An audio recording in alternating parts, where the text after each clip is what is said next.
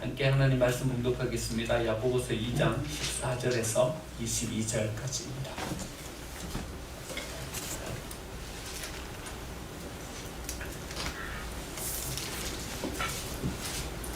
야고보서 2장 14절에서 22절까지입니다.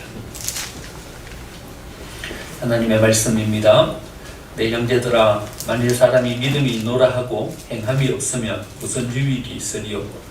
그 믿음이 능히 자기를 구원하겠느냐? 만일 형제나 자매가 헐벗고 일용할 양식이 없는데 너희 중에 누구든지 그에게 이르되 평안히 가라, 덥게 하라, 배부르게 하라 하며 그 몸에 쓸 것을 주지 아니하면 무슨 유익이 있으리요? 이와 같이 행함이 없는 믿음은 그 자체가 죽은 것이라. 어떤 사람은 말하기를 너는 믿음이 있고 나는 행함이 있으니 행함이 없는 내 믿음을 내게 보이라. 나는 행함으로 내 믿음을 내게 보이리라 하리라. 내가 하나님은 한 분이신 줄 믿느냐? 잘하는도다. 귀신도 믿고 떠느니라. 아, 허탄한 사람아, 행함이 없는 믿음이 헛것인 줄 알고자 하느냐? 우리 조상 아브라함이 그 아들 이삭을 제단에 바칠 때에 행함으로 의롭도 하심을 받은 것이 아니냐? 내가 보거니와 믿음이 그의 행함과 함께 일하고 행함으로 믿음이 온전하게 되었느니라. 아멘. 옆에 계신 분들과 함께 인사 나누겠습니다. 은혜의 자리에 잘 오셨습니다. 은혜의 자리에 잘 오셨습니다. 우리의 삶에 어려움이 닥칠 때가 있죠. 힘든 고난의 시간을 우리가 보낼 때가 있습니다. 그 고난의 시간을 보내면요, 우리 이런 생각을 해요. 하나님 우리를 사랑하시는가? 하나님이 나의 삶에 관심을 가지고 계시는 건 맞는가? 이것이 길어지면 길어질수록 우리의 생각은 더 여기에 머무르게 됩니다. 은혜가 부족하다. 하나님이 내게 주시는 복이 더 필요하다. 이런 생각을 가지게 됩니다. 여러분, 우리가 가지는 이 생각이요, 은혜가 부족하다. 실제로 은혜가 부족할까요? 하나님이 우리에게 허락해 주시는 복이 부족하다. 실제로 하나님이 우리에게 허락해 주시는 복이 부족할까요? 이것이 부족해서 우리의 삶이 어려울까요? 하나님이 우리에게 은혜를 안 베풀어 주셔서 우리의 삶의 고난이 떠나지 않는 것일까요? 여러분, 가만히 생각해 보면 하나님의 은혜가 부족한 것은 아니다라는 것을 우리는 금방 발견하게 됩니다. 하나님은요, 우리를 하나님의 형상대로 창조하셨어요. 하나님의 형상대로 지으셨다는 것은요, 하나님의 마음이 우리 안에 고스란히 스며 있다는 증거이죠. 여러분, 우리를 하나님과 똑같은 모양으로 지으셨다면 하나님의 그 사랑이, 하나님의 그 은혜가 우리 안에 얼마나 충만하게 스며 있는가 하는 것을 우리는 알게 되는 거죠. 여러분, 하나님은요, 삼위일체 하나님으로 존재하셔요. 우리는 잘 알고 있는 내용이죠. 성부, 성자, 성령, 하나님의 한 분이신 삼위일체 하나님이세요. 그런데 여러분, 이런 질문, 이런 궁금증을 한번 가져보셨습니까? 왜 하나님이 삼위일체 하나님이십니까? 하나님은 왜 삼위일체의 하나님으로 존재하십니까? 하나님이 삼위일체의 하나님으로 존재하시는 다른 하나의 이유는요, 우리를 구원하시기 위해서예요. 우리를 구원하시기 위해서 자신의 존재의 양식도 바꾸시는 분이세요. 그렇다면 하나님께서 우리를 향한 이 사랑의 마음이 얼마나 큰 것인가 하는 것을 우리는 금방 알 수 있는 것이죠. 여러분, 하나님은요, 우리에게 자신을 주신 분이세요. 우리가 구덩이에 빠졌어요. 우리 죄의 구덩이에 빠져 있으니까 예수님이요, 인간의 몸을 입고 이 구덩이 속으로 들어오셨어요. 그리고 그 구덩이 속에서 우리를 밀어내시는 거예요. 여러분, 간혹 여러분 부부싸움 하시죠? 부부싸움 하실 때 여러분, 누가 먼저 화해를 청하십니까? 잘못한 사람이 먼저 화해를 청합니까? 그렇지 않아요. 여러분, 누가 먼저 화해를 청합니까? 더 사랑하는 사람이 화해를 청하게 돼요. 그러니까요, 하나님과 우리 사이에서 하나님이 먼저 우리를 찾아오신 것은요, 하나님께서 우리를 사랑하시는 그 사랑이 훨씬 더 크기 때문에 하나님께서 우리를 먼저 찾아오시는 것이죠. 그러니까 우리의 삶이 궁핍하고 어려운 것은요, 하나님의 은혜가 부족해서 그런 게 아닌 거예요. 하나님이 우리의 삶에 관심 없으시기 때문에 우리의 삶이 어렵고 힘든 것이 아닌 거예요. 그런데 여러분, 여전히 우리의 삶은 힘들고 어렵잖아요. 왜 그럴까요? 하나님의 사랑은 한이 없으신데요. 하나님의 은혜는요, 풍성하게 우리의 삶 가운데 주어져 있는데요. 그런데 그럼에도 불구하고 우리의 삶은 어렵고 힘들어요. 왜 어렵고 힘들까요? 그것은요, 하나님의 은혜를 담을 그릇이 부족하기 때문에 그런 것이죠. 하나님이 우리에게 허락해 주신 그 복을 담을 그릇이 부족하기 때문에 그런 것이죠. 하나님은 복을 주시는데 그 복이 우리의 삶에 안 담기는 거예요. 하나님은 은혜를 주시는데 그 은혜가 우리의 삶 가운데 안 담기는 거예요. 그러니까 여전히요, 예수님은 부활하셔가지고 영광 가운데 서셨는데 우리의 삶의 자리는 아직 무덤이에요. 예수님은 죽음을 이기시고 부활하셨는데 우리는 여전히 아직도 죽음이라는 이 한계 속에 붙잡혀 있는 거예요. 거기서 실험하면서 캄캄한 데서 헤매고 있는 거예요. 예수님의 부활이 왜 우리의 부활이 되지 못할까요? 예수님의 그 영광이 왜 우리의 영광이 되지 못할까요? 그것은 하나님께서 이미 우리 속에 허락해주고 계시는 그 은혜를 우리의 삶의 은혜로 담지 못하기 때문인 거죠. 우리의 삶 속에 주어지는 하나님의 역사로 우리가 그것을 우리의 삶 가운데 붙잡지 못하기 때문인 거죠. 여러분, 이 하나님의 은혜를 담는 그릇이 뭡니까? 하나님께서 우리에게 허락해 주시는 이 복을 담는 그릇이 뭡니까? 그것이 바로 믿음인 것이죠. 우리는 믿음의 그릇에 하나님께서 우리에게 허락해 주시는 은혜를 담습니다. 믿음의 그릇에 하나님께서 우리에게 허락해 주신 복을 담습니다. 그러니까 우리의 믿음의 그릇이 얼마만큼 큰가, 거기에 따라서요, 하나님께서 우리에게 허락해 주실 은혜가 결정되는 것입니다. 이것이 존재기만 하면요, 그만한 믿음이 우리 속에, 그만한 은혜가 우리 속에 담기는 것이고, 우리의 그릇이 큰 양품만 하면요, 그만한 하나님의 은혜와 복이 우리의 삶 가운데 임하게 되는 것이죠. 그러면 우리의 믿음을 한번 점검해 보면 되겠죠? 여러분, 우리의 믿음은 무엇입니까? 우리는 뭘 믿고 있습니까? 우리가 뭘 믿고 있는가 하는 것을 한번 곰곰하게 살펴볼 필요가 있어요. 왜냐하면요, 이 믿음에 따라서 우리에게 임할 은혜가 결정되기 때문에요. 이 믿음에 따라서요, 하나님께서 우리에게 허락해 주실 복이 결정되는 것이기 때문에요. 우리가 믿고 있는 이 믿음이 제대로 된 믿음인가 한번 곰곰하게 한번 살펴볼 필요가 있는 것입니다. 여러분, 우리는요, 하나님의 은혜와 사랑을 믿는 것이지 우리의 신념을 믿는 게 아니에요. 첫 번째 우리가 살펴봐야 될 것은요, 우리가 우리의 신념을 믿으면서 이것을 하나님을 믿는 것이라고 착각하고 있는 것은 아닐까요? 자기가 세운 신념을 하나님을 갖다 붙이면 안 되는 것입니다. 우리의 생각을 합리화시키기 위한 도구로 우리의 신앙을 이용하면 안 되는 것입니다. 우리는요, 은근히 우리가 생각하는 것보다도요, 훨씬 더 이기주의의 사람입니다. 그래서요, 훨씬 더 자기중심적이에요. 우리가 중심이죠, 하나님이 중심이 아니에요. 우리의 뜻을 세우기를 원하죠, 하나님의 말씀을 세우기를 원치 않아요. 그래서 우리의 믿음을 찬찬히 살펴보면요, 하나님의 말씀이 서고 있는 것이 아니라 우리의 신념이 서고 있어요. 내 의지가 서고 있어요. 그래서 내 의지를 여기에 굳게 세우고요, 우리는 이렇게 이야기합니다. 믿습니다. 이렇게 이야기합니다. 그런데요, 다시 한번 생각해봐요. 뭘 믿어요? 여러분들의 신념을 믿어요? 하나님의 말씀을 믿어요? 여러분들의 의지를 믿는 거예요? 하나님께서 우리에게 허락해 주신 언약을 믿는 거예요? 나를 세우는 거예요? 아니면 하나님을 세우시는 거예요? 여러분, 가만히 생각해 보면요, 우리는 훨씬 더 이기주의라서요, 하나님을 세우는 것이 아니라 나를 세우는 거예요. 하나님의 언약과 말씀을 믿는 것이 아니라요, 나를 믿고 있는 그런 우리의 모습을 발견하게 돼요. 여러분, 우리가 얼마나 이기적인 사람인가 하면요, 아내랑 남편이랑 같이 차를 타고 가다가요, 교통사고가 날 위험에 닥치면요, 남편이 의도적으로요, 자기는 살고 안전하려고 이렇게 핸들을 튼대요. 100이면 100 다 그렇대요. 그럼 남편만 나쁜 사람이니까 아내가 운전해도 똑같대요.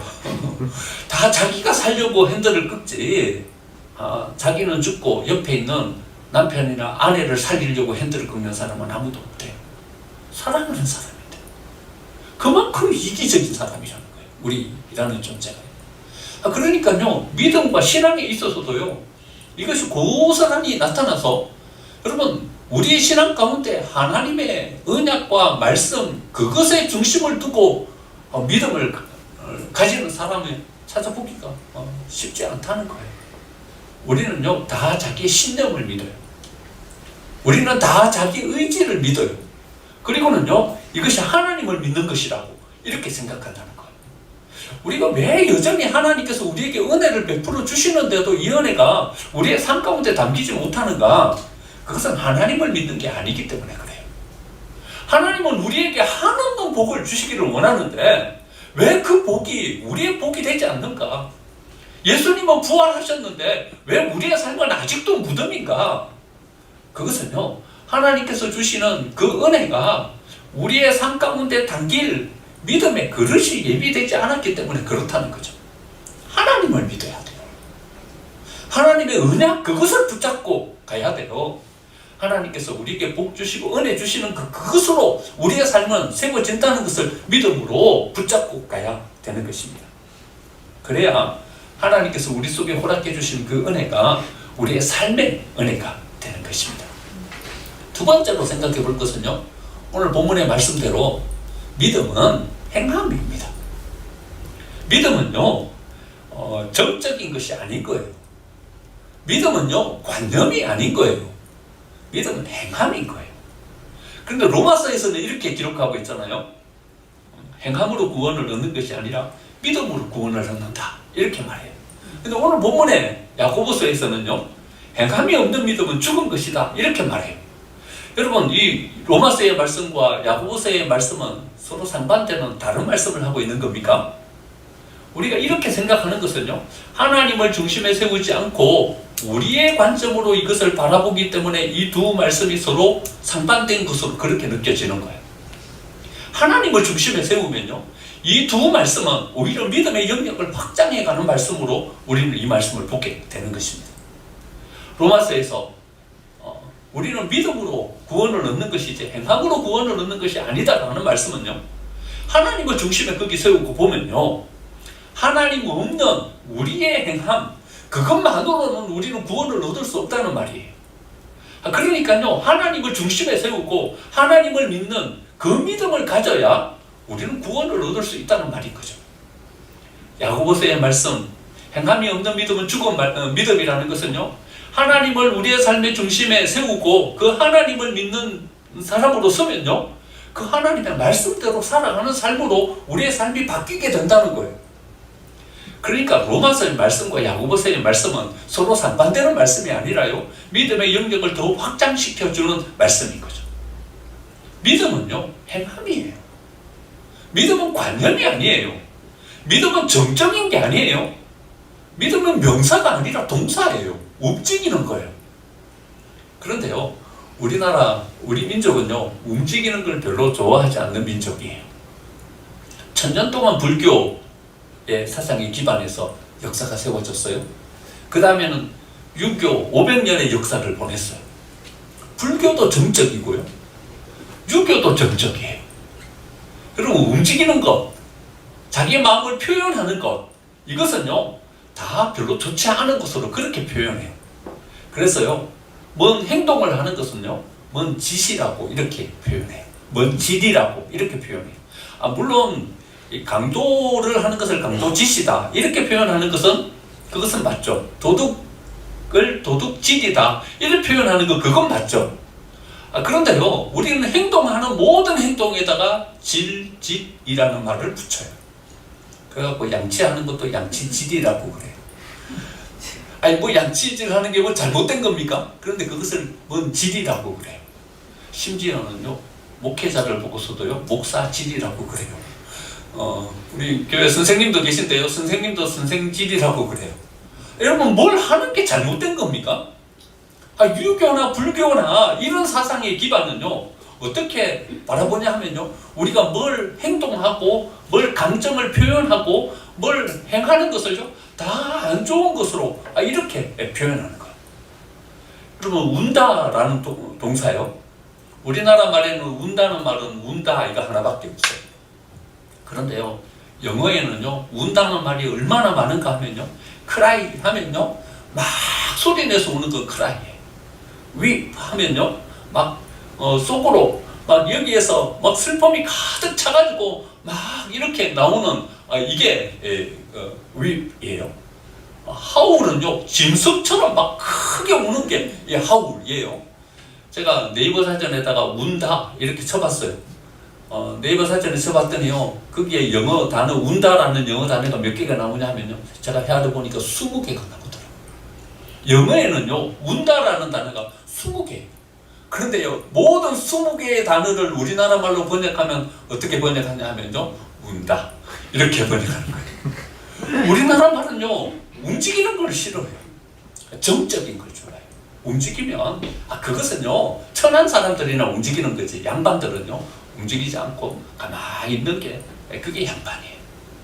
조선시대요, 선교사님들이 들어와가지고 선교를 하면서 선교사님들이 테니스를 쳤대요.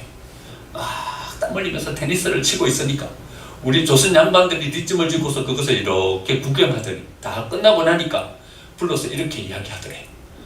왜 그렇게 힘들게 땀을 흘리면서 그러냐고. 그 힘든 것들은 하인들을 시키면 되지 않냐고.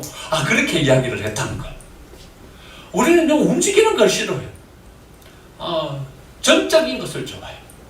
그런데 성경은요, 반대로 가만히 있는 것은 믿음이 아니라고 이야기를 해요. 움직여야 된다 이렇게 이야기해요. 예수님은 하나님을 어떻게 표현하고 있냐면요, 하나님은 일하시는 하나님으로 표현하고 있어요. 하나님은 일하시니 나도 일한다. 예수님 그래 말씀하셨죠. 오늘 본문 말씀에서요, 행함이 없는 믿음은 죽은 믿음이다 이렇게 이야기합니다. 여러분, 사도 바울은 뭐라고 이야기하냐 하면요, 일하기 싫거든 먹지도 말아라 이래 이야기합니다.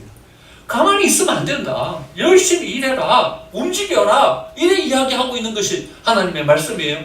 믿음은 뭐냐? 정적인 것이 아니라 동적인 것. 이것이 믿음이다. 이렇게 이야기해요. 가나안 농군학교 김용기 장로님, 우리 1960년대 우리 새마을 운동의 근간이 됐던 우리 기독교 운동이죠. 가나안 농군학교에 혹시 가보신 분들이 계실지 모르겠어요. 가나안 농군학교에 가면요, 누워있는 돌이 하나도 없어요.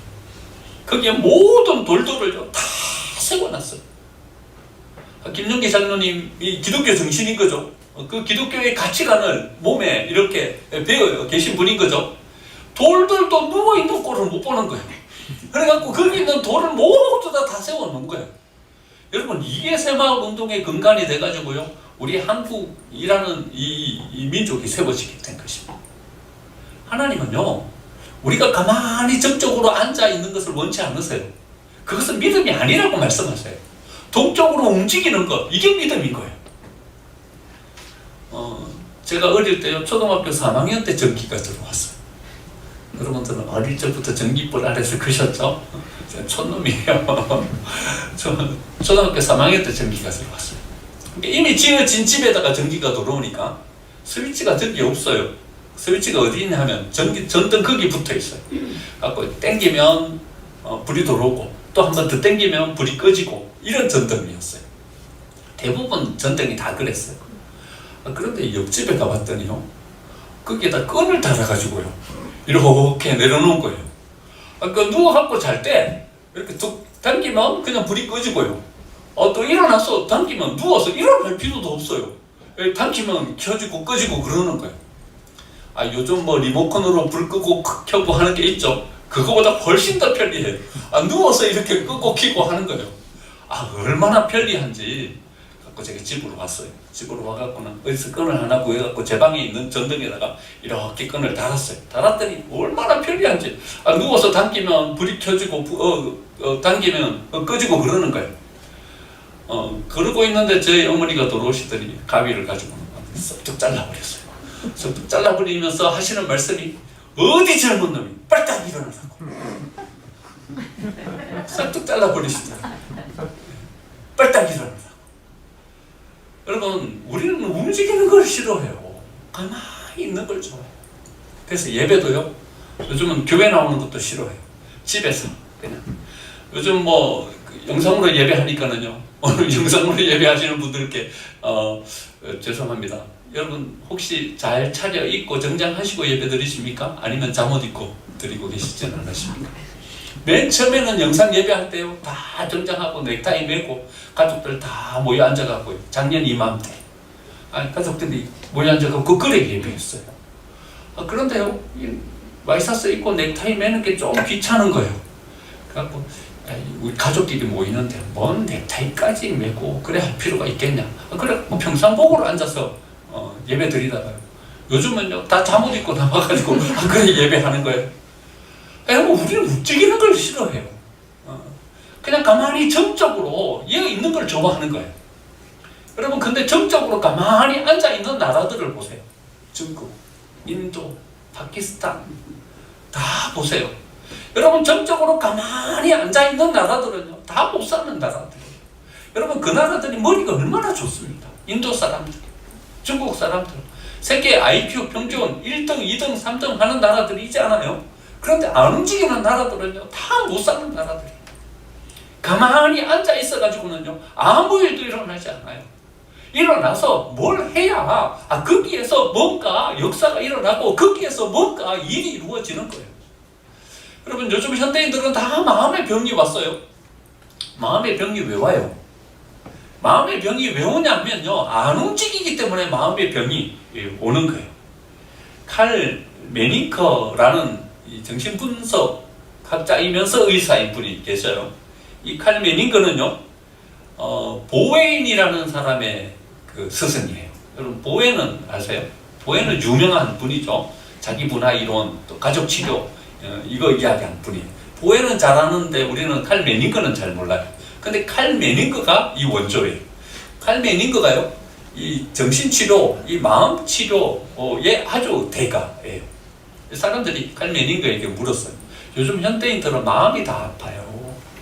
이 마음의 치료 이거 어떻게 할 수 있을까요? 그러면서 이제 메닝커에게 어떤 기대를 가지고 이 질문을 했어요. 메닝커가 이렇게 대답할 줄 알았어요. 좋은 병원을 찾아가십시오. 좋은 의사와 상담하십시오. 좋은 환경에 가서 여러분들의 마음을 여유롭게 가지십시오. 뭐 이런 얘기를 할 줄 알았어요. 그랬더니 메닝커가 3가지를 이야기합니다. 첫 번째, 여러분들의 대문을 열고 집 밖으로 나가십시오. 이래 이야기하는 거예요. 여러분들의 마음이 왜 병든 줄 아세요? 집에서 안 나가기 때문에 여러분들의 마음이 병드는 거예요. 여러분 방문을 열고 거실로 나오십시오. 여러분들의 방문을 열지 않고 집 방 안에 갇혀 있기 때문에 여러분들의 마음이 병드는 것입니다. 집에서 나오라고. 만약에 여러분들의 마음이 아프고 여러분들의 마음이 상하고 그렇다면 절대로 안으로 들어가지 말라고. 안으로 들어가면 들어갈수록 여러분들의 마음은 치유하기가 어려워진다. 밖으로 나오라고. 방문을 열고 거실로 나오고 지금 대문을 열고 집 밖으로 나가라고. 그래야 여러분들의 마음은 치유받을 수 있다. 2번째, 나가서 여러분들이 도와줄 사람을 찾으십시오. 열심히 누군가 나의 도움이 필요한 사람들을 찾으십시오.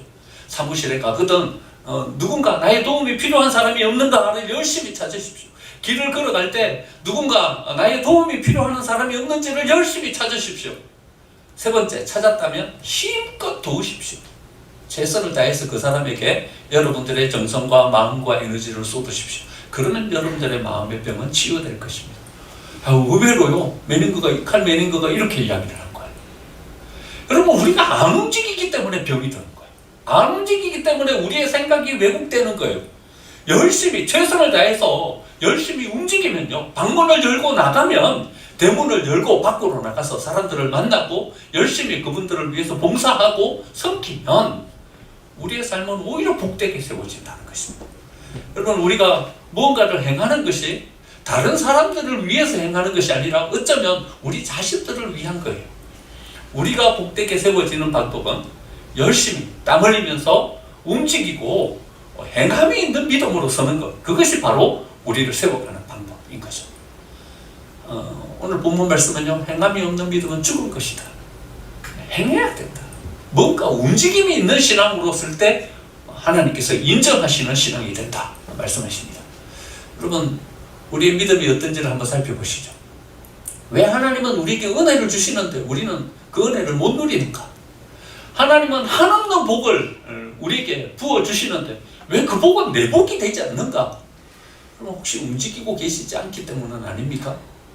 하나님의 말씀이 여러분들에게 뭔가 주고 계시는데 그 말씀을 향하여서 여러분 마음문을 열고 나오지 않기 때문은 아닙니까? 여러분 말씀이 여러분들에게 뭔가 지침을 주시는 대로 여러분 땀 흘리면서 열심히 그곳으로 가십시오. 그러면 그 일을 이룰 뿐 아니라 하나님께서 여러분들에게 허락해 주시는 은혜도 누릴 수 있는 사람이 될 수 있을 것입니다. 세 번째로는요, 하나님은 살아있는 믿음의 그릇 안에 하나님의 은혜와 복을 주시기 때문에 그러합니다. 17절 이와 같이 행함이 없는 믿음은 그 자체가 죽은 것이야. 20절 허탄한 사람아 행함이 없는 믿음이 헛것인 줄 알지 못하느냐. 행함이 없는 믿음은 죽은 믿음이기 때문에 이 믿음의 그릇에는 하나님의 은혜가 안 담기는 거예요. 그러나 살아있는 믿음에는요 하나님의 은혜가 담기는 거예요. 여러분 하나님을 당황하게 했던 두 사람이 저는 성경에 등장한다고 봐요. 제가 한두 번 여러분 말씀드렸어요. 하나님이요 깜짝 놀라가지고 하나님이 당황스러워가지고 벌떡 일어났던 행동을 했던 두 분이 계셔요. 오늘 첫 번째로 등장한 아브라함이에요. 아브라함이 이삭을 향해서 칼을 빼어 들었어요. 하나님이 당황하셔가지고요. 성경에 뭐 하나님이 당황하셨다 이러는 표현 안 되지만은 이 정황을 보면 그래요. 하나님이 아브라함을 두 번이나 연거푸 부르시는 거예요. 아브라함아, 아브라함. 하나님이 깜짝 놀라신 거죠. 아브라함이 그럴 줄 몰랐어요. 그런데요, 하나님이 말씀하신 대로 아브라함이 칼을 빼들고서 이삭을 죽이려고 하는 거예요. 하나님이 다급하게 아브라함을 부르시면서 아브라함을 만류하시죠. 그러면 아브라함의 믿음은 어떤 믿음이었습니까? 아브라함의 믿음은 정적인, 정지에 있는, 곰곰이 생각만 하고 있는 그런 믿음이 아니었어요. 아브라함의 믿음은 움직이는 믿음이었고요. 실천하는 믿음이었어요. 하나님께서 우리를 위해서 예비해 놓으실 것이다. 이삭에게 그렇게 대답해 주지 않아요? 여호와 이레의 믿음, 하나님이 준비하신다. 나는 행하면 된다. 나는 나아가면 하나님께서 예비해 놓으실 것이다. 여호와 이레의 믿음, 그 믿음을 가지고 나아갔더니요, 그 믿음의 그릇 위에 하나님께서 복을 주셨어요. 아브라함 한 사람으로 시작했어요. 그런데 한 민족이 되고 한 나라가 됐어요. 이스라엘, 이 나라가 누구로부터 왔습니까? 아브라함 한 사람으로부터 왔어요. 여러분 아브라함의 이 믿음의 그릇에 담긴 복이죠. 여러분 아브라함이 세운 이 민족이 하나님의 말씀을 기록하는 민족이 되었어요. 그 민족의 계보를 통해서 하나님은 인류를 구원하시는 역사를 이루셨어요. 여러분 아브라함 이 한 사람이 받아 누린 은혜와 복이라고 생각하기에는 상상도 못할 은혜와 복이 그 믿음의 그릇에 담긴 거죠. 여러분 살아있는 믿음의 그릇에 하나님은 복을 담아 주십니다. 또 한 사람은요 다윗이에요. 블레셋의 골리앗이요 하나님과 하나님의 군대를 모욕했어요. 그래서 다윗의 마음 가운데 분노가 일어났어요. 근데 여러분 한번 생각해 보시죠. 이 골리앗이 하나님을 욕하고 하나님의 군대를 욕했을 때 그 마음 가운데 분노가 일어난 사람이 다윗 한 사람뿐이었을까요? 다윗은 그냥 형들이 어떻게 지내는가 보러 갔다가 그 광경을 보게 된 거예요. 그런데 그 광경을 고스란히 겪은 이스라엘 군사들은 이런 분노가 일어나지 않았을까요? 하나님의 군대를 욕하는, 하나님을 욕하는, 사울은 그 마음 가운데 의분이 일어나지 않았을까요? 수많은 사람들이 골리앗의 이 말을 듣고서는 분노 가운데 있었을 거예요. 어찌 하나님의 이름을 이렇게 욕되게 만드냐. 그런데요, 골리앗을 향해서 뛰어나간 사람은 다윗 한 사람뿐이에요. 다른 모든 사람들은 다 정적인 믿음이에요. 그 말을 듣고도요, 마음속에 의분이 일어났는데도 불구하고 가만히 앉아 있었던 거예요. 그런데 그 말을 듣고 움직인 사람은 누구밖에 없냐면요, 다윗밖에 없는 거예요. 그런데 다윗이 나가면서요, 아무것도 안 가지고 나가는 거예요. 돌멩이 몇 개 들고서 너는 칼과 창과 단창으로 내게 나아오거니와 나는 만군의 여호와의 이름 곧 내가 모욕하는 이스라엘 군대 하나님의 이름으로 가노라 하면서 골리앗을 향해서 막 뛰어가는 거예요. 여러분 제일 당황하셨던 분이 누구셨을까요? 하나님이 깜짝 놀라신 거예요. 하나님이 벌떡 일어나신 거예요. 여러분 다윗이 움직이니까는요, 하나님이 움직이는 거예요. 가만히 있는 사람, 그 사람을 보고서는요, 하나님도 가만히 계시는 거예요. 그런데 일어나서 뛰어가니까 하나님도 벌떡 일어나시는 거예요. 물론 성경에는 하나님이 벌떡 일어나셨다 이런 말씀은 없어요. 그런데 정황을 보면요, 하나님이 벌떡 일어나셨기에 다윗이 던진 그 물맷돌이 여러분 투구를 쏘고 있는, 여러분 고대 로마 인들이 쓰는 투구 보셨습니까? 여기까지 뚝 내려와요. 어디만 딱 뚫려 있냐 하면 눈만 딱 뚫려 있어요. 근데 그 물맷돌이 어디 가서 맞았냐 하면요, 요 미간 사이에 가서 박힌 거. 조금만 위에 맞았으면 어떻게 됐을까요? 튕겨 나갔죠. 노투구에 맞았어요. 그 성경에 나오잖아요. 노투구를 쓰고 있었다고 골리앗이. 조금만 옆에 맞았으면 어떻게 됐을까요? 여러분, 정확하게 미간에 맞춰 그 돌이 박히게 된 것은요, 하나님이 너무 당황하셔서 벌떡 일어나서 다윗을 살리려고 다윗에게 은혜를 베풀어 주신 거예요. 다윗이 움직이니까요, 이 믿음은 살아있는 믿음이 되는 거예요. 이 살아있는 믿음의 그릇에 하나님께서 복을 담아 주시죠. 어떤 복이 담깁니까? 목동이 왕이 되는 복을 담아 주십니다. 이스라엘의 최고의 성군이 되는 복을 담아 주십니다. 그가 하는 모든 일들 가운데 복을 주셨어요. 다윗이 행하려고 하는 일들 가운데 되지 않은 일이 없는 거예요. 모든 일들을 이루어 주시는 거예요. 여러분, 아직도 이스라엘의 국기는 다윗의 별이에요. 그렇죠? 다윗은 이 그리스도의 모형이 되는 사람으로 세워집니다. 여러분, 성경에 계속 다윗의 별, 다윗의 이렇게 나오는 것은요, 예언서에 그래 나오는 것은요, 다 누구를 상징하냐면요, 앞으로 오실 예수 그리스도를 상징하는 그런 사람으로 세워지게 돼요. 살아있는 믿음을 가지니까요, 그 그릇에 하나님의 은혜가 담기게 되는 것입니다. 여러분, 사람이 죽으면 체온이 몇 도가 될까요? 사람이 돌아가시면 체온이 몇 도가 될까요? 체온이 몇 도가 되냐 하면요, 방안 온도가 그 체온이에요. 네, 방안 온도가 그 체온이에요. 냉동고에 넣으면요, 체온이 3도가 되는 것이고요, 따뜻한 방에 넣으면 체온이 17도가 되는 것이고, 그런 것입니다. 여러분, 환경에 의해서, 주변에 의해서 움직인다는 것은 죽었다는 거예요. 죽었다는 거예요. 살아있으면요, 36.5도예요. 여러분, 들어오시면서 체온 다 재고 들어오셨죠? 오늘 저는 쟀더니 36.9도가 나오더라고요. 그래서 계속 몇 번을 더 쟀더니 그제서야 36.5도가 나오더라고요.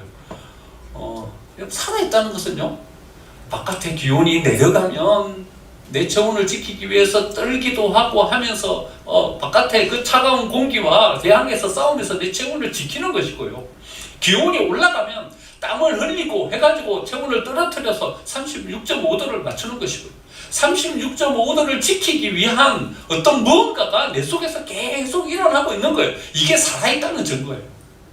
살아있는 믿음은요, 가만히 있는 믿음이 아니에요. 추워지면 같이 추워지고 내려가고, 더워지면 같이 올라가고, 그건 죽은 믿음이에요. 상황이 바뀐다고 바뀌는 믿음. 여러분, 너무나도 어려운 상황 속에 처해졌어요. 시험에 들어요. 그러니까 믿음이 바닥으로 떨어져 버려요. 죽은 믿음이에요. 살아있는 믿음은요, 저항하는 믿음인 거예요. 거기에 맞서서 싸우는 믿음인 거예요. 한국의 닉 부이치치라고 하는 신명진 씨, 여러분 잘 아시죠? 여러분 책도 많이 나오고 요즘 참 이슈가 화제가 되고 있는 인물입니다. 5살 때 기차 사고가 났어요. 몇 차례 수술을 했지만요, 양쪽 다리를 다 잃어버리고요, 왼쪽 팔도 잃어버렸어요. 오른쪽 팔 하나 가지고 사는 거. 근데 이분이요, 한강 횡단을 하는 거예요. 수염으로 한강 횡단을 하는 거예요. 여러분, 한강 횡단 하실 수 있는 분들 있어요? 여기? 저는 횡단할 수 있어요. 물론 자전거를 타고 가는 게 있지만요. 여러분, 우리는 한강 횡단할 수 있는 사람이 아무도 없어요. 양팔이 멀쩡하게 있고 다리도 있는데, 그분은 오른쪽 팔 한쪽 팔밖에 없는데 한강을 횡단해요. 근데 우리는 멀쩡하게 다 있는데도 한강을 횡단하지 못해요. 이분이 이런 말씀을 하셨어요. 장애인의 기준이 왜 신체냐? 이런 말씀을 하셨어요. 장애인의 기준이 왜 신체냐? 나는 횡단하는데 대부분 사람들은 다 못하지 않냐? 그런데 왜 장애인의 기준이 신체냐? 그리고 우리를 보고서는 장애인이라고 말합니다. 모든 것을 다 가지고도 아무것도 못하는 당신네들이 장애인이잖아요. 이런 말합니다. 아니, 그 이야기를 듣고 제 가슴에 비수처럼 콱 꽂혔어요. 모든 것을 다 가지고도 아무것도 못하고 있는 당신들이 장애인이지 않냐고. 여러분, 이 말씀은요, 신명진 씨가 우리에게 주고 있는 말씀이 아니에요. 하나님이 우리에게 하고 계시는 말씀이에요. 내 믿음이 다 죽었다. 내가 너희들의 후원자가 되고, 내가 너희들의 밑받침이 되고, 내가 너희의 인도자가 되고, 내가 너희가 뭘 하려고 하면 모든 것을 공급해 줄 텐데 왜 아무것도 안 하고 있냐? 왜 가만히 있냐? 우리에게 주는 말씀인 거예요. 믿음은 움직이는 거예요. 믿음은 도전하는 거예요. 믿음은 뭘 행하는 거예요. 그게 믿음인 거예요. 믿습니다 하고 가만히 있는 우리의 정적인 믿음이요, 오늘 한국교회의 이 상황을 만든 거예요. 여러분, 어저께 아래가 세월호 7주기였죠. 여러분, 우리 한국의 기독교인들은요, 세월호를 절대로 잊어버리면 안 돼요. 우리는 선긋기를 하면서요, 구원파하고 우리 기독교는 다르다 이렇게 이야기해요. 세월호 사건, 누가 그 세월호 사건을 만든 겁니까? 구원파 아이들이 그 세월호 사건을 만든 거죠. 무책임한 거예요. 윤리가 없는 사람들인 거예요. 세월호 사건을 만들었어요. 기독교는 선긋기를 하는 거예요. 우린 구원파와는 다르다. 우리 기독교는 구원파는 다르다. 그런데요, 달라요? 구원파와 우리가 달라요? 안 달라요. 안 달라요. 우리가 구원파예요. 우리의 믿음은요, 안 움직이는 믿음이에요. 믿습니다 이러면 다 되는 거예요. 내 믿음은 온전하고 신앙인으로서 문제가 없어요. 아무것도 안 하는데요. 믿습니다 이거밖에 안 하잖아요. 아무것도 안 하잖아요. 기독교인다운 뭔가가 우리에게 있어요? 아무것도 없어요. 구원파예요, 우리가요. 그래서 우리는 세월호를 절대로 잊어버리면 안 돼요. 세월호는요, 우리 한국 교회가 보고서 계속 반성하면서 우리의 믿음을 새롭게 해야 될 우리 표상인 거예요. 그러면 하나님은 우리가 움직이기를 원하세요. 도전하기를 원하시고요, 새롭게 시도하기를 원하세요. 믿음은요, 우리의 신념을 믿는 것이 아니라 하나님의 말씀을 믿는 것입니다. 하나님의 말씀을 믿으면요, 하나님의 말씀은 우리에게 어떤 행동을 할 것인지에 대한 삶의 지침을 주십니다. 믿음이라는 것은요, 하나님의 말씀이 주신 그 지침을 따라서 도전하고 시도하면서 나아가는 것, 그것이 바로 믿음입니다. 이렇게 믿음을 가지고 서면요, 하나님은 그 믿음의 그릇 위에 은혜를 담아주십니다. 복을 담아주십니다. 다윗이 그 복을 누렸던 것처럼, 아브라함이 그 복을 누렸던 것처럼 그 복을 누리는 사람으로 우리의 삶을 세워주실 것입니다. 하나님께서 오늘 우리에게 결단을 요구하고 계십니다. 왜냐하면 믿음은 결단이기 때문에 그러합니다. 하나님께서 여러분들에게 요청하고 계시는 결단은 무엇입니까? 하나님은 오늘 우리에게 뭔가를 행하라고 doing을 요청하고 계십니다. 왜냐하면 믿음은 가만히 있는 것이 아니라 뭘 행하는 것이기 때문에 그러합니다. 담대하게 문을 열고 나가라고, 그래서 거기에서 그리스도인으로서 너희의 행할 무언가를 찾으라고 우리에게 말씀하고 계십니다. 하나님께서 우리에게 요청하고 계시는 행함은 어떤 것입니까?